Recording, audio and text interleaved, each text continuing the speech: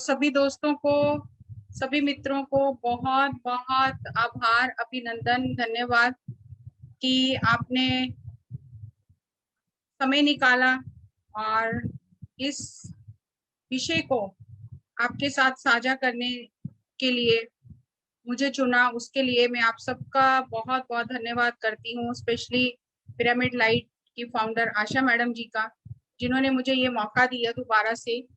ये बहुत ही अद्भुत टॉपिक है अपने आप में,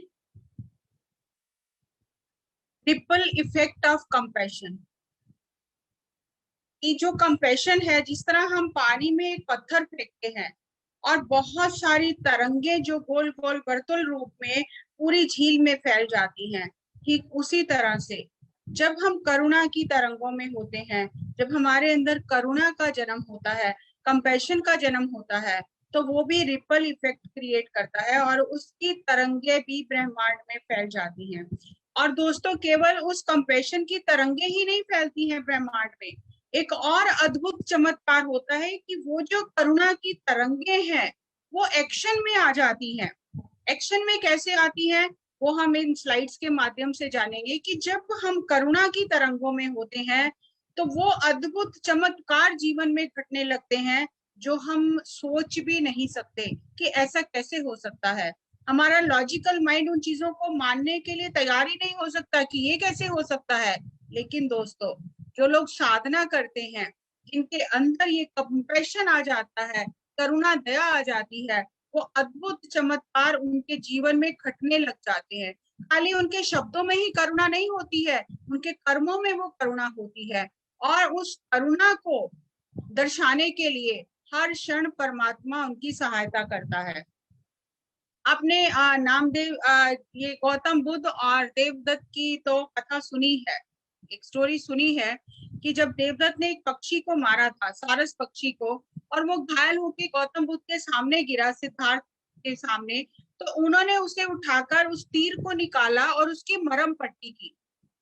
केवल यही देखा नहीं कि पक्षी गिरा है, मुझे उस पर बहुत दया आ रही है, नहीं, कंपैशन इन एक्शन, उसे उठाया, उसका तीर निकाला, उसके घाव की मरहम पट्टी की। ये कंपैशन की तरंगे ऐसी है, ये आपसे वो कार्य करवा लेती है जो उस समय करना उचित होता है।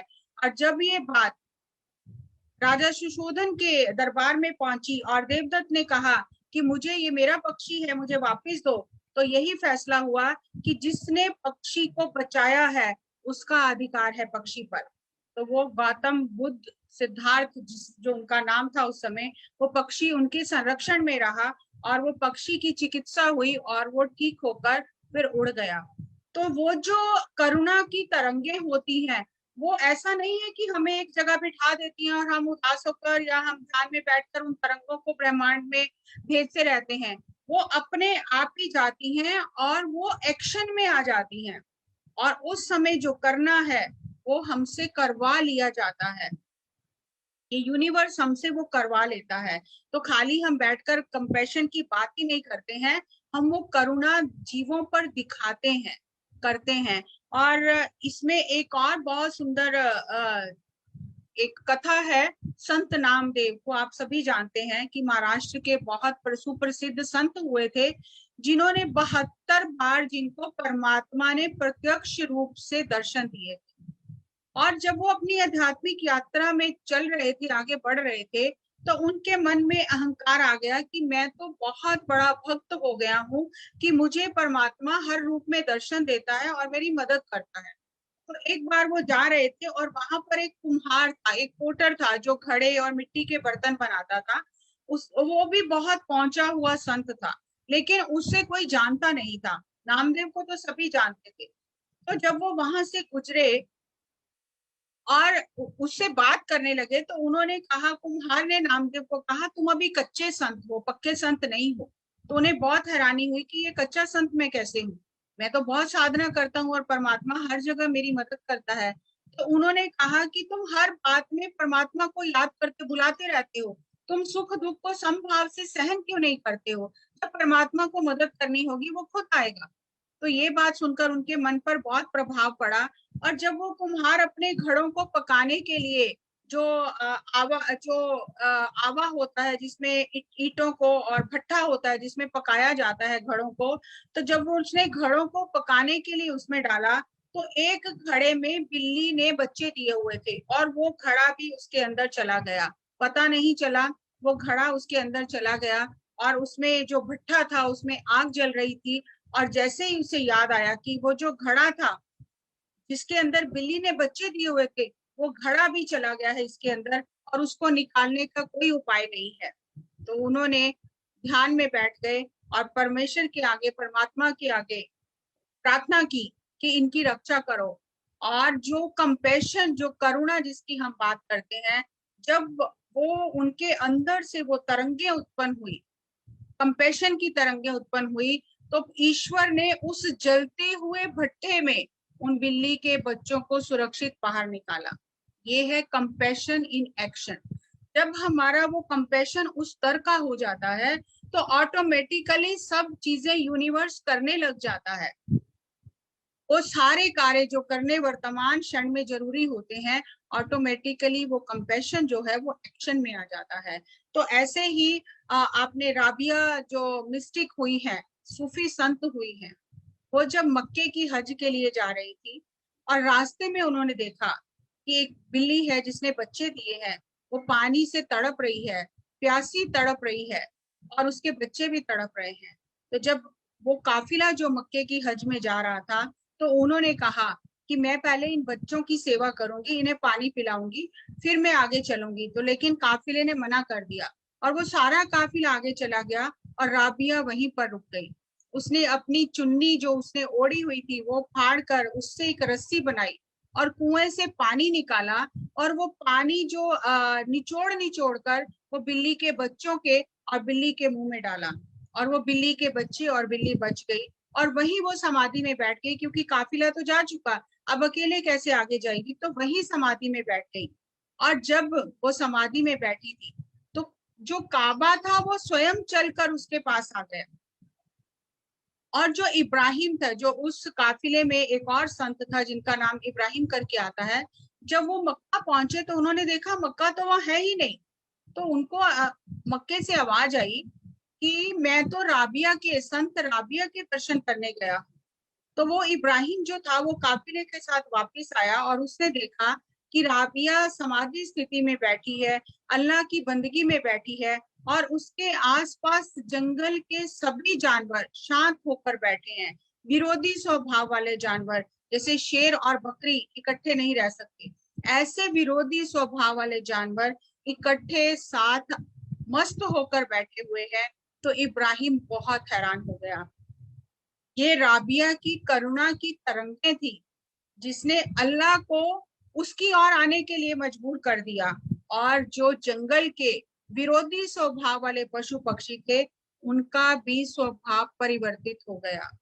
ये करुणा कोई कहने की या बताने की या शब्द नहीं है, ये अपने आप में एक ऐसी महान ऊर्जा है जो ब्रह्मांड में परिवर्तन कर देती है। वो चीजें हम अपने लॉजिकल माइंड से सोच भी नहीं सकते। हम सोच भी नहीं सकते कि शेर और बकरी इकट्ठे रह सकते हैं। लेकिन जब कोई व्यक्ति उस तरह की तरंगों में होता है, तो उसके पास आकर वो भी अपना स्वभाव बदल लेते हैं। ऐसे ही एक और संत हुए हैं गुरु नानक देव जी के टाइम पे, जिनका नाम आता है पीर बुड्ढन शाह जी। और उनके पास गाय भैंस बकरियां जो भी जानवर रहते थे, वो एक पहाड़ी पर रहते थे, और उनके पास एक शेर था। और वो शेर उन गाय भैंस बकरियों को जंगल में लेकर चरा कर लाता था, और वो उन गाय भैंस बकरियों का दूध पीते थे। जब यात्रा करते करते श्री गुरु नानक देव जी उस जगह पर पहुंचे, तो जो पीर बुड्ढन शाह था, उसने श्री गुरु नानक देव जी को दूध का कटोरा भर कर दिया कि आप इस दूध को ग्रहण करो। तो गुरु नानक देव जी ने कहा, नहीं, अभी समय नहीं है। जब हम छेवां गुरु के रूप में आएंगे, छेवें गुरु के रूप में आएंगे, तब हम आपका ये दूध ग्रहण करेंगे। तो जब श्री गुरु नानक देव जी छेवें गुरु नानक के रूप में, गुरु हर गोविंद जी के रूप में आए, तो उन्होंने आकर पीर बुड्ढन शाह से वो दूध जो उस समय कहा था हम आके पिएंगे, वो मांगा। और पीर बुड्ढन शाह ने तब श्री गुरु हरगोविंद जी को वो दूध भेंट किया। उस समय उनकी आयु कई वर्ष, 100 वर्ष से ऊपर हो चुकी थी।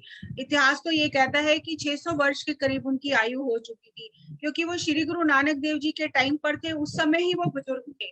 और उसके बाद 6 गुरु और हुए, तो उनकी आयु जो थी 500 साल से ज्यादा थी। और वो जो शेर था वो उनकी सेवा में रहता था, और वो सारी गाय भैंस बकरियों को चरा कर लाता था, उनकी सुरक्षा करता था। तो ये हमारे कंपैशन, करुणा की तरंगे हैं जो विरोधी स्वभाव के जानवरों को बदल देती हैं। ऐसे ही अपनी यात्रा के दौरान एक बार श्री गुरु नानक देव जी एक जंगल में गए। उस जंगल में एक मनुष्य मृत पड़ा हुआ था, और वहां पर एक शेर आया और उसने मृत मनुष्य के सिर को सूंघा और वापस चला गया। फिर दोबारा से आया, उसकी आंखें सूंघी, फिर वापस चला गया। फिर दोबारा आया, उसका मुंह सूंघा और वापस चला गया। ऐसे करते करते वो जो शेर था उसने सिर से लेकर पैर तक उस व्यक्ति के हर एक अंग को सूंघा और वापस चला गया, कुछ भी नहीं किया।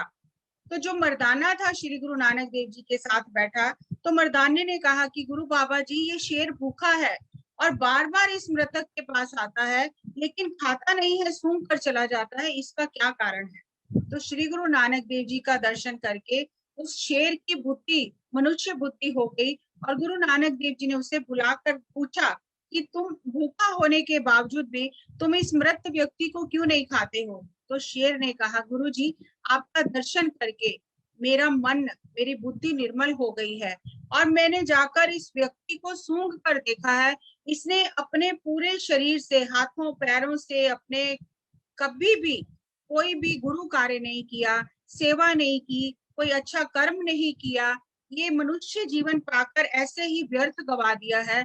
तो ऐसे मनुष्य का मांस खाने से अच्छा है मैं भूखा ही मर जाऊं।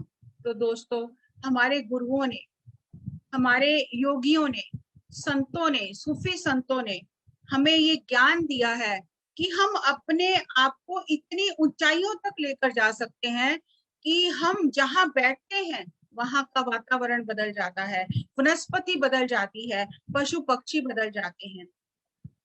वो हमारे ऊर्जा के प्रभाव में, तरंगों के प्रभाव में, हमारे करुणा जो हमारे अंदर सारी सृष्टि के साथ हम अपने आप को एक महसूस करते हैं, हमें कोई भी अपने से अलग नहीं लगता, तो हम सब में समा जाते हैं, तो सब कुछ बदल जाता है और यूनिवर्स उन चीजों को बदल देता है। हमें बदलने की जरूरत नहीं पड़ती है, वो अपने आप चीजें बदल जाती हैं।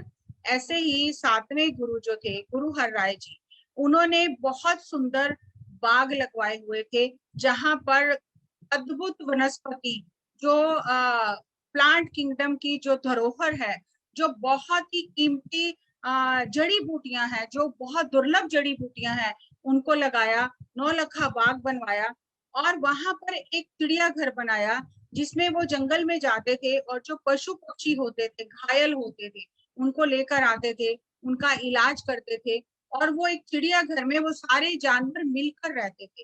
अब यहाँ भी देखो, विरोधी स्वभाव वाले जानवर सब एक साथ मिलकर रहते थे, किसी भी जानवर को पिंजरों में नहीं रखा जाता था, वो सभी विरोधी स्वभाव वाले जानवर मिलकर रहते थे। कैसे?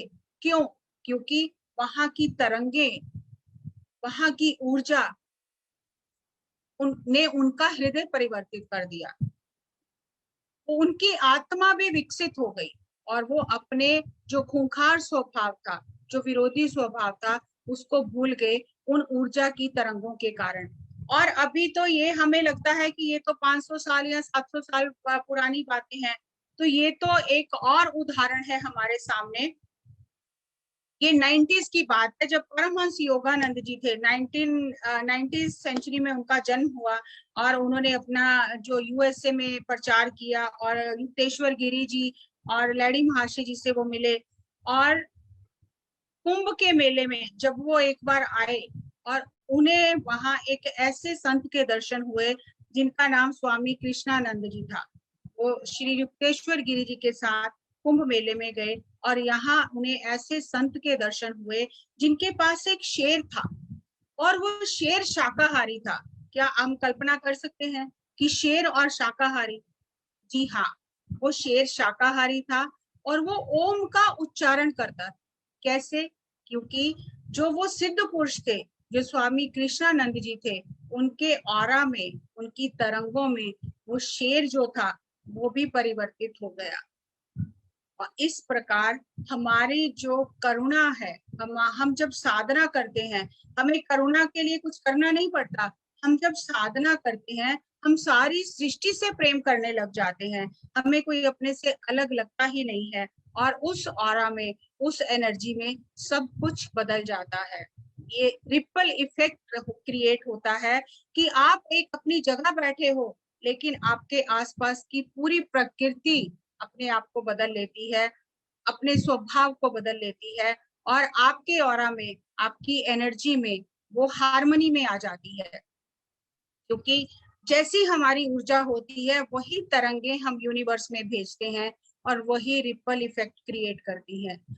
अगर हम उच्च ऊर्जा तरंगों में होते हैं, साधना करते हैं, ध्यान करते हैं, तो वो तरंगे ब्रह्मांड में जाती हैं और इस धरती को और सुंदर और सुंदर और सुंदर बनाती हैं। तो हमें साधना करके अपनी तरंगों को उच्च करना है, क्योंकि हमारे केंद्र से जो तरंगे निकलेंगी वही ब्रह्मांड में जाएंगी। हम इस ब्रह्मांड का केंद्र हैं। हर एक व्यक्ति एक केंद्र है ब्रह्मांड में, और वो जो भी करता है, जैसी भी उसकी तरंगे होती हैं, वो ब्रह्मांड में प्रभाव डालती हैं।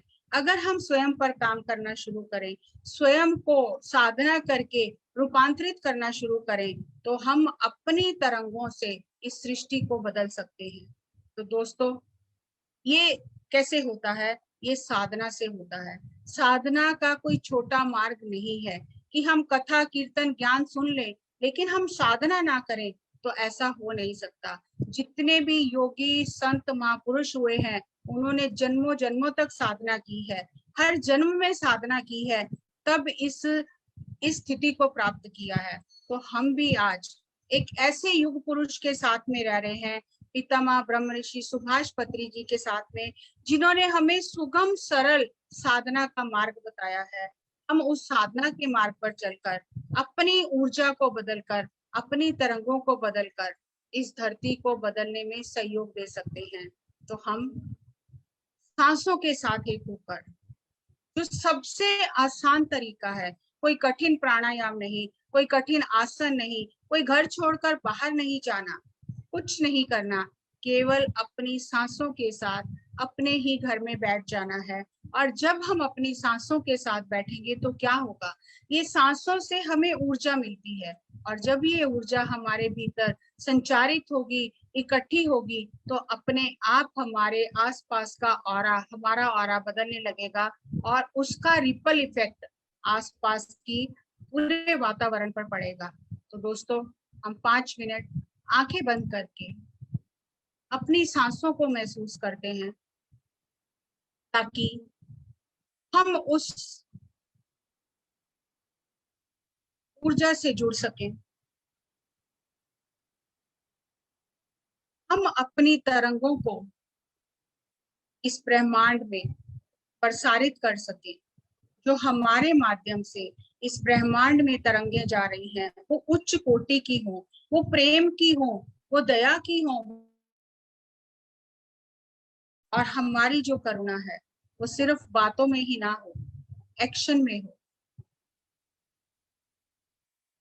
आज हमारी करुणा जो है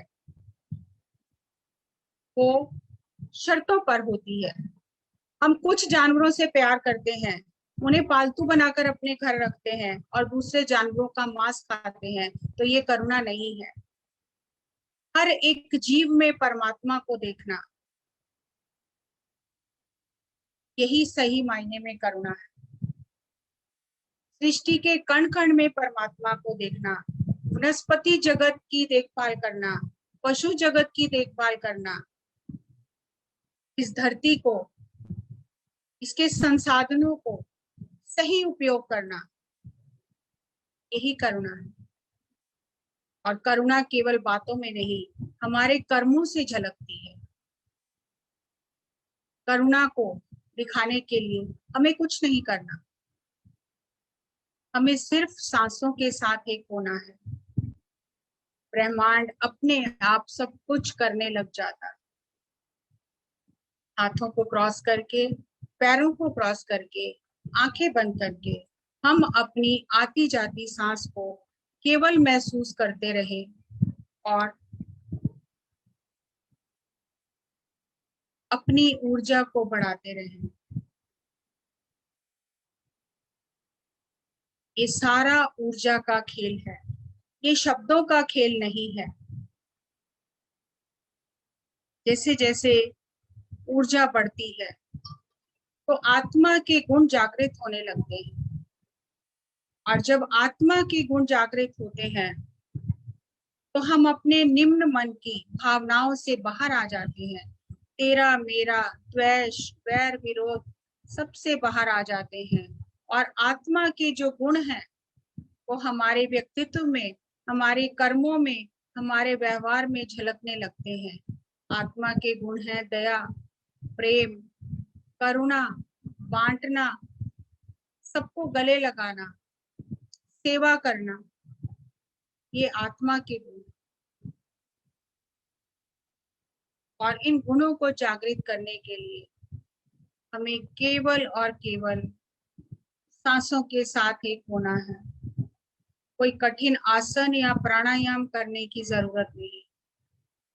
सांसों के साथ एक हो जाए, अपने घर गृहस्थी में रहते हुए, अपनी जिम्मेदारियों को निभाते हुए एक उच्च कोटि का जीवन जिए। हमारे आसपास सद वातावरण हो, आती हुई सांस और जाती हुई सांस, सांसों के साथ रहे। Last 1 minute. आत्मा के स्तर पर जो जीवन जी जाता है, फिर उसका नाम सुनहरी अक्षरों में लिखा जाता है। आज हम उन सभी संतों को, गुरुओं को प्रेम से याद करते हैं, उनकी जीवन गाथा सुनते हैं, पढ़ते हैं। क्यों? क्योंकि उन्होंने मानवता को अनुपम उपहार दिया है, अपनी दया से, करुणा से, अपने ज्ञान से।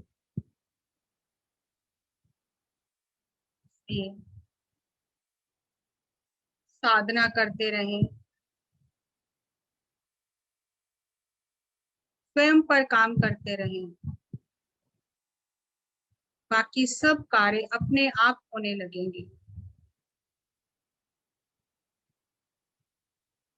Last 10 seconds. 9, 8, 7, 6, 5, 4, 3, 2, 1, 0। धीरे धीरे अपने हाथों को खोलकर अपनी आंखों पर रखें 5 सेकंड के लिए। 5, 4, 3, 2, 1, 0। अपनी हथेलियों में ही अपनी आंखें खोलकर ध्यान से बाहर आ जाएं। Give a big clap for meditation. Thank you, thank you, thank you दोस्तों। मैं आशा मैडम जी का, सीनियर पिरामिड मास्टर आशा गुप्ता जी का हार्दिक धन्यवाद करती हूँ कि उन्होंने मुझे इस विषय पर बात करने का अवसर दिया, और आप सबने सुना। इसके लिए आप सबको बहुत बहुत धन्यवाद और आभार। इसी तरह हम साधना करते रहें, आगे बढ़ते रहें और अपने जीवन को सुंदर बनाते रहें। Thank you, thank you, thank you.